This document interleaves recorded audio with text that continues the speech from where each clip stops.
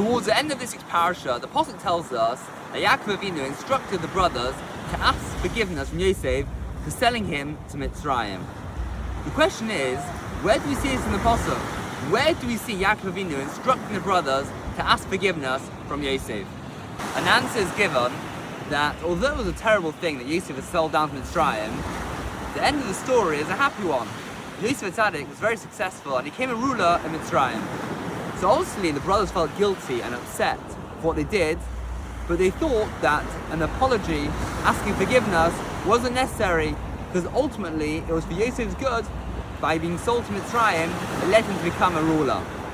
Before Yaakov died, when he was speaking to Yosef, Yaakov Avinu asked Yosef forgiveness for burying his mother Rachel on the side of the road and not on Maras Machpelah.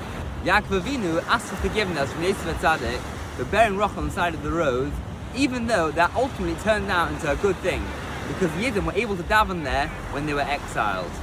The brothers learnt from this, if Yaakov asked Yosef forgiveness for doing something which ultimately benefited him and the Jewish people, so too we have to ask forgiveness from Yosef Tzaddik, even though it benefited him later on. It was still something bad what we did at the time. And this is how the brothers knew they needed to ask forgiveness, even though it benefited Yosef Tzaddik, because their father, Yaakov Avinu, asked forgiveness from Yosef for something which ultimately he benefited from. I think the message we can take out from this is that we learn by example. We don't just learn when we're told what to do.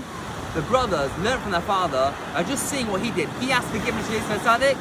The brothers realized we have to ask forgiveness as well.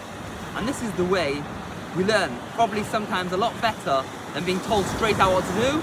By being a good example to others, our surroundings, the people around us, our children, our friends, our family will learn a lot from us.